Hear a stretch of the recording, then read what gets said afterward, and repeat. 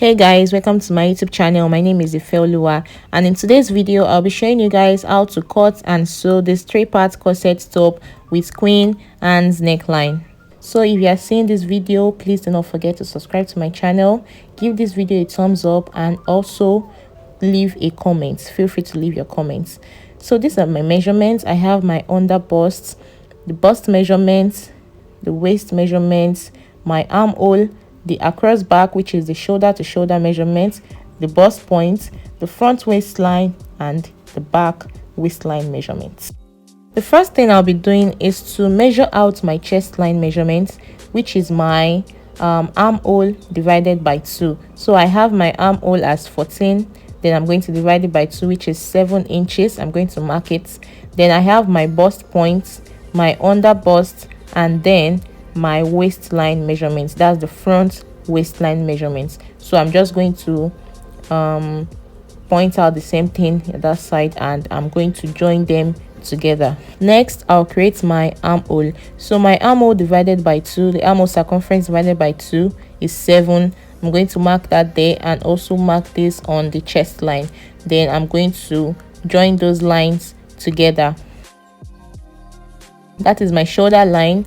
This is the chest line, the bust points, the under bust, and then my waist line. Then I have my center front, which is the center of the clothes, and then my side front, which is the side of the clothes or the pattern paper, this pattern paper we are drawing on. So next thing, I'm going to come down by 1 inch on the shoulder line, and then whatever I have left I'll divide by 2, and from that point I'll be coming in by 0.75.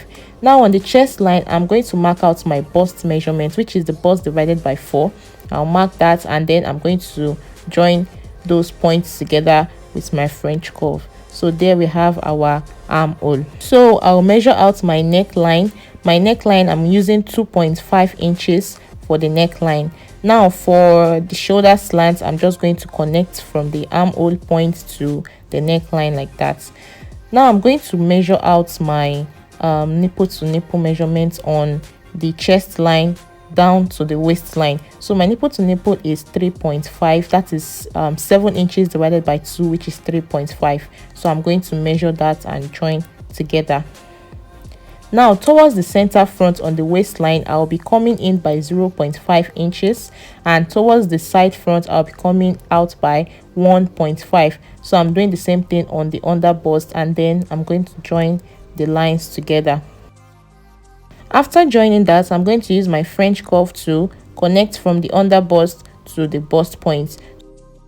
Now on the shoulder slant, I'm going to divide the shoulder by 2, and I'm going to mark whatever I have. I have 4.5, so divided by 2, that's 2.25. Then I'm going to connect to the bust points. Now I'm just going to proceed to mark out the neckline, how deep I want my neckline to be. So for this, I'm just going to be using 8 inches. So it depends on you. You can use the chest line exactly where your chest line stops, or you can go above that or below. Now on the armhole, I'm going to be coming down by 6 inches, and from there I'm going to connect together with my French curve. I'm going to be using a sweetheart neckline, so I'm just going to connect that together. Now I'm going to tighten the neckline area so we won't have any form of gaping. So I'll be taking 0.75 on each side. So from towards the side front, I'm going to be taking 0.75. Then towards the center front, I'm taking 0.75. that is 1.5 altogether. So I'll be connecting that to the bust points.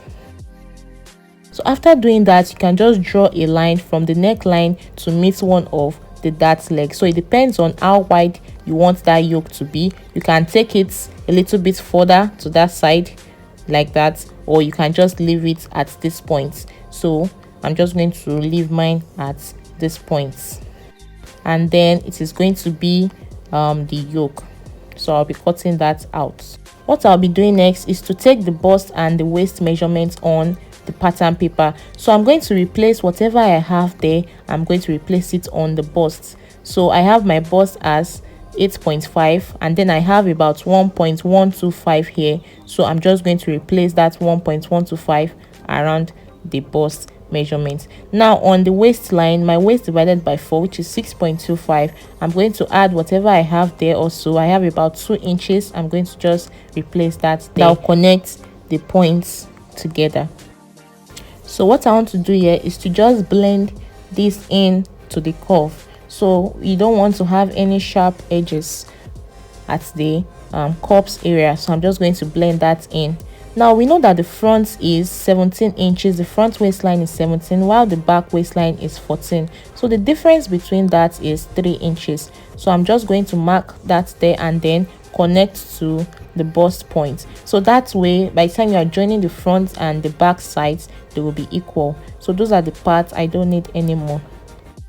So you notice that by the time you want to fold in the neckline for this part, you notice that it is not going to be equal. So what I just want to do here is to replace whatever we need there. I'm going to replace it back into the neckline before I cut out. So I'm just going to fold that in, and then I'm going to use my French curve to draw out a new sweetheart neckline so that it is going to be equal.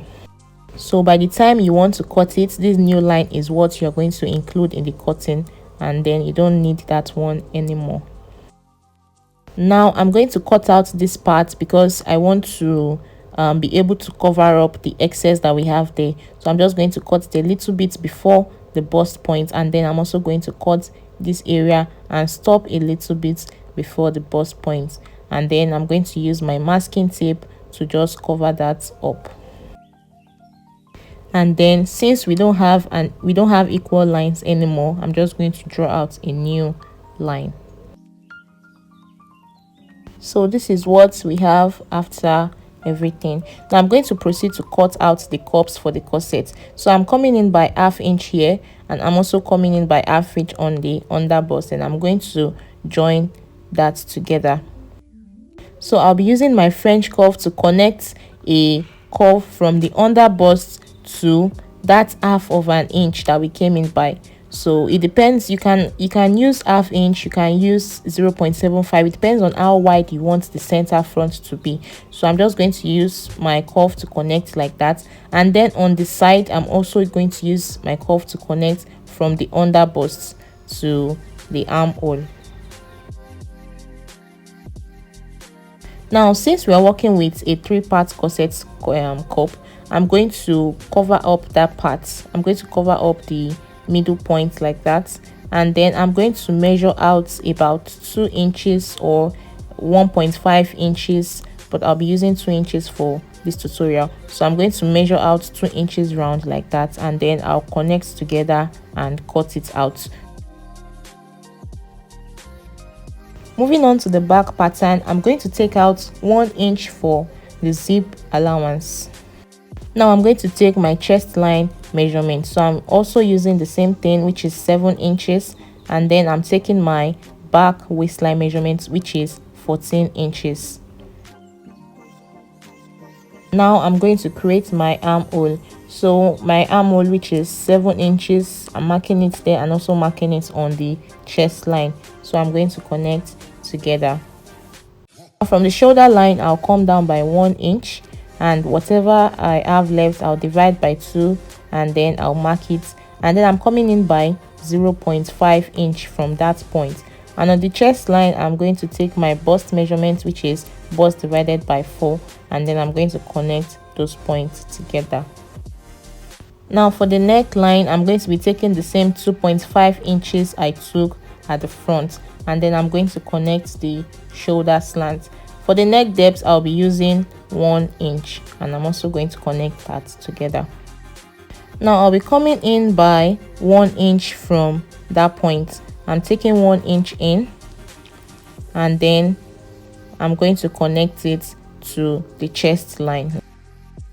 Then from that point, I'm taking my waist measurements divided by 4 plus 1 inch for that, and I'm also going to connect that to the chest line. For the dart, I'm using the same 3.5 inches. So I'm going to be using the original point.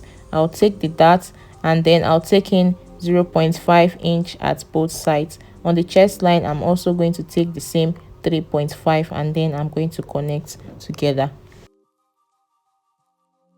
after cutting this out, you're just going to proceed to cut this on your fabric.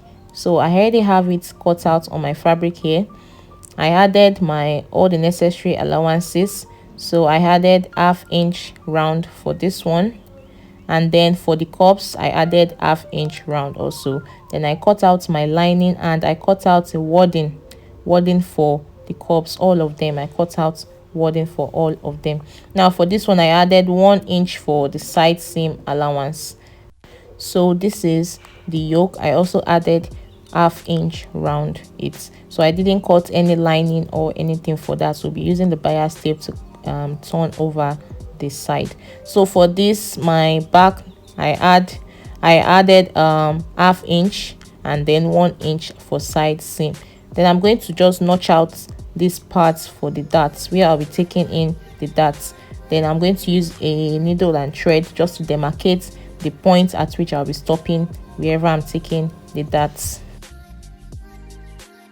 So I'll be using my bias tape to turn over this slanted part of my yoke. So it is the bias tape I'll be using to turn over that side. So for this, I'm also going to join. I want to take everything to my machine now to join. I'm going to join these parts together. This is everything after joining. These are my cups. I already joined them together. Now for this cup, just know that you can actually join the wording together. It's not compulsory you make them separate like this, but I just intentionally made mine separate this way. So I have the cups ready, and then this is the front part where I'll be joining the cups to, and this is my yoke. For that side, I used my bias tape to turn. This is the back. I already joined the darts, and I already joined my neckline with the lining. I already turned it over with the lining. Now the next thing I'm going to do is to demarcate the 3 parts. So this one depends on you. If you want to, you can just use your bias tape just to beautify it. So you can use any shade of bias tape that is working with the fabric. So I'm just going to be using this navy blue, and then I'm going to sew up that part. I'm going to sew the bias tape on it. So this is the result after sewing the bias tape. This is what you are going to have. Now I'm going to join the cups to the fabric. So this is it after joining. Next thing I'm going to do is to add my wording or cup. If you have a ready-made cup, if you have these cups that they usually sell at the markets, you can also buy a size for it, or you can just use your wording like this if it is wording that you have at your disposal at the moment. So I'm just going to pin that together, and I'm going to sew the wording around on the inches, on the 0.5 inches on the seam allowance. So this is what I have after sewing the wording to the fabric. So now you notice that your wording has gum. By the time you iron it, you notice that it can stick together to the fabric. So that is exactly what you are going to do. So you are going to arrange it very well, and then you iron it so that the wording is going to stick to the fabric. I'm just showing you how I used my tailor's arm, so that is going to be more efficient for you, and is going to work more. It's going to work better for you, so it won't be flat by the time you're ironing it on just your ironing board. So you're just going to use your tailor's arm to guide the cups like that. The next thing I want to do now is to add the yoke to the neckline area. So I'm just going to pin it starting from the armhole side. I'm just going to pin that down together, and then I'll do the same thing for the other side. So I'll be using my lining to cover it up. So the right side of the fabric of the lining is going to be facing the right side of your fabric. So you're just going to pin that down starting from the midpoint, and then you pin it straight to the armhole area. Then you sew it up, and then you top stitch.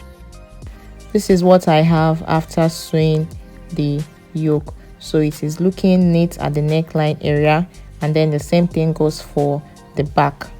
So the next thing I'm going to do is to join the shoulders together and also the sides. So for the shoulder, you can just join the front and the back together, and then you use the lining for the back to cover it up. After joining the shoulders, you also join the sides. So the sides, you're going to join them separately, the lining separate and the Ankara fabric separate. So this is what we have.